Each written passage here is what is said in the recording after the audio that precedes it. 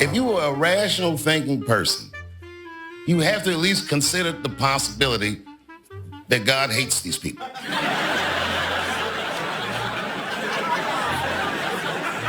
Nerdrotic.com. Greetings, you over 1 million hellions and the 40% who haven't subscribed yet. In the aftermath of Tinseltown getting its ass thoroughly kicked in the great cultural shift, it seems that some people who work in the industry and their comrades in the access media, far too late, I might add, have finally realized that Hollywood is broken. And now they are openly wondering if they can reverse this state of entropy. But before we get to the consequences of the entertainment industry's 8-year woke bender, we have to go back in time a couple of months to an article titled, How Hollywood Lost the Culture War. Now, that'd be a great title for a YouTube video. Don't mind if I do someday, but no, it doesn't come from me. It comes from the Los Angeles Times. Keeping in mind your time is valuable, considering that this article is a tome, it can be best summed up with a few bullet points. It admits that Hollywood is the de facto public relations arm of the Democratic Party. The LA Times also essentially admits that entertainment has turned into a platform for influence. They will say it's for social change, some will say it's for social engineering. They will say it's to inspire marginalized people and underrepresented groups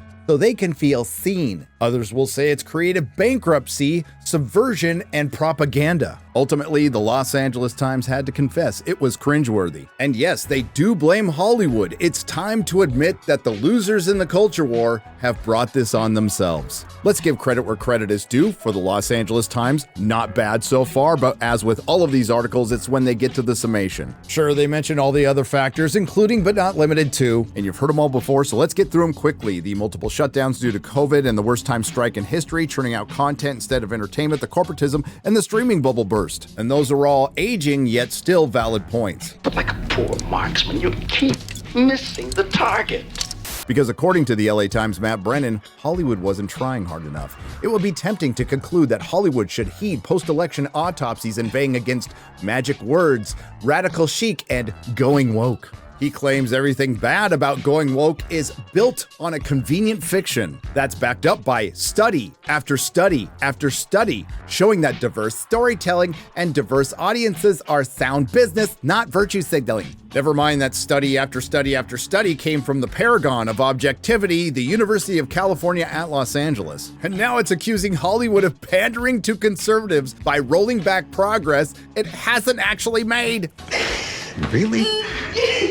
In other words, it needs to DEI harder. Listen, I've been critical of Hollywood for a lot of things, but you can't accuse them of not trying to DEI hard. And let's not forget they almost gave an hombre Best Actress at the Oscars, and we will get to that. I just want to say, dude, I was rooting for you. Despite all of the access media and Tinseltown's introspection or navel gazing, there still seems to be a giant missing link in their theory. Let's keep in mind, Hollywood's mantra last year was survive until 25. So let's fast forward to today. Novocaine with 8 million leads lowest grossing weekend of 2025 to date. Box office, Novocaine tops worst weekend of the year with 8.7 million as audiences numbed by new offerings. Novocaine leads another painful weekend at the box office. Jack Quaid and Robert Pattinson led the worst weekend at the box office in decades. As sequels like Captain America and Paddington fall short and original films like Black Bag and Mickey 17 struggle, when will the box office rebound? And I can hear you now, and you'd be right. We're only halfway through March. That is true. We're also 2 weeks away from the end of the first quarter. And considering what they released and what they're going to release in this quarter, to be fair, maybe the mantra was we'll survive until a little later in 25. It doesn't help that you released 2 Jack Quaid movies within 2 months of each other. One was pretty good, haven't seen the other. It also doesn't help that Mickey 17 completely bombed despite a good performance by Robert Pattinson, but ultimately it was brought down by its incurable TDS. This will be a theme for this video. But the one film that was supposed to be the big hit of the quarter is now officially a flop.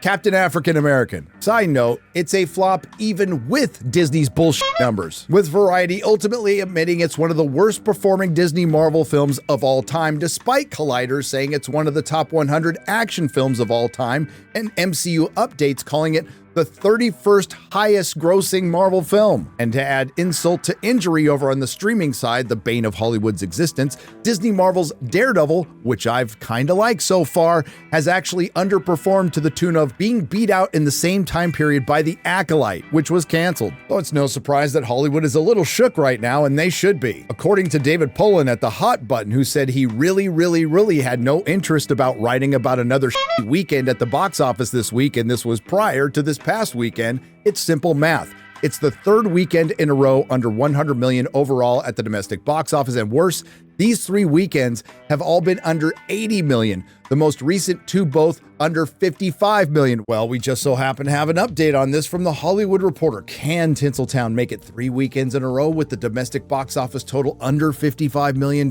It's hardly typical to see a weekend where not one picture crosses $10 million, but this weekend's result is an estimated $54.7 million in overall domestic box office revenue. I knew you could do it. Things have gotten so bad that Hollywood is actually relying on Snow White to save them. I wish I was joking. Yes, the very same controversial Snow White that had initial box office opening projections between 63 and 70 million, which were reduced to between 48 and 58 million, and it turns out they're going to be happy with that. To say theater owners are counting the days until Snow White opens wide is an understatement after a miserable few weekends at the box office. Or how about this one? Things are so dire, the godless heathens are thanking God. Thank God for Snow White next weekend, right? Who knew with that movie's controversy we'd be saying that? However, the industry should be thankful. If Snow White pulls off a 50 million plus opening with that $200 to $300 million budget, but to be fair to the theaters, they don't care how much Disney paid for it. They need to sell popcorn for what has been a barren desert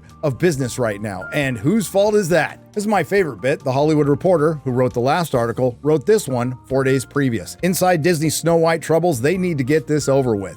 Disney's live-action Snow White reboot starring Rachel Zegler and Gal Gadot seemed like a can't-miss project 5 years ago, but have some PR missteps combined with anti-woke outrage turned marketing the film into a poisoned apple. Shout out to Team Poison Apple. I don't know, Access Media, would you consider disrespecting the film that created Disney and in turn disrespecting Walt Disney by calling it dated?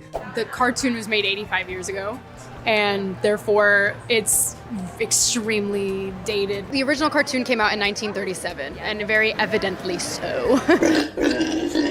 Which in turn didn't just piss off one political sect, it pissed off the entire Disney fandom, telling fans who don't agree with their political takes to unsubscribe and wishing half the country to never know peace. Are those missteps? And if you disagree with this sentiment, just hit the unfollow button. I don't need your business.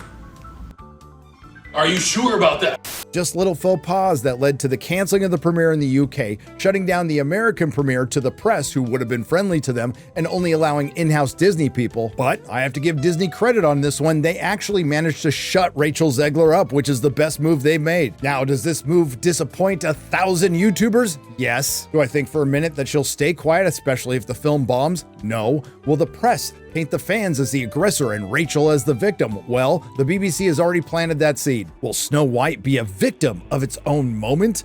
How the Disney remake became 2025's most divisive film. It's like the old song says, the wheels on the bus go round and round. Snow White to me just looks like yet another creative bankrupt subversion of a classic, but I have no idea whether it's going to be woke or intersectional or not, but it looks like the Access Media might have an idea. The female skewing live action event pick, which remakes Walt Disney's cherished 1937 animated classic, has been under fire for years on social media due to a combination of the film's progressive creative decisions and star Rachel Zegler's controversial comments, while also suffering from culture war attacks that seem doggedly determined to torpedo the perceived woke film no matter what. To me, the actual film's performance is irrelevant at this point because the overall brand damage has been done. No, not just to Disney, to Hollywood, because Rachel Zegler and Snow White are a microcosm for what was and still is woke Hollywood. She made herself the poster child for it. Weird.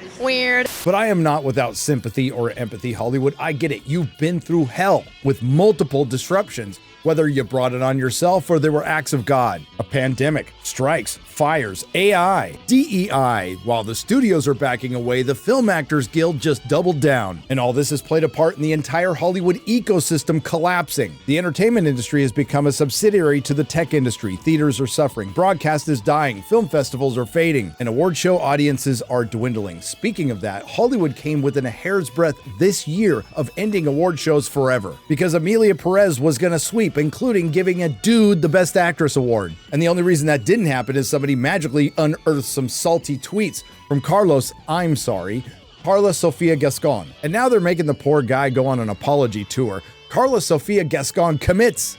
to continuing to learn and listen. Or Carlos, I'm sorry, Carla says, you will always find me on the opposite side of fanaticism, imposition, and the patriarchy?